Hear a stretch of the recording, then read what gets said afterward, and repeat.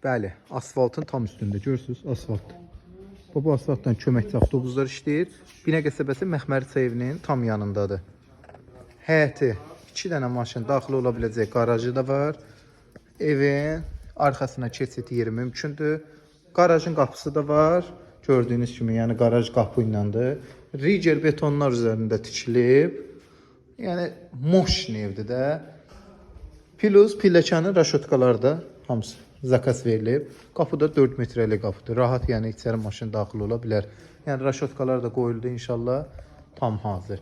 Həyətində də xudmani bir dənə sanitar qovşağı var. İndi evin daxili ilə sizi tanış edirəm. Oldu, koridor sistemli yerimiz laminatdır.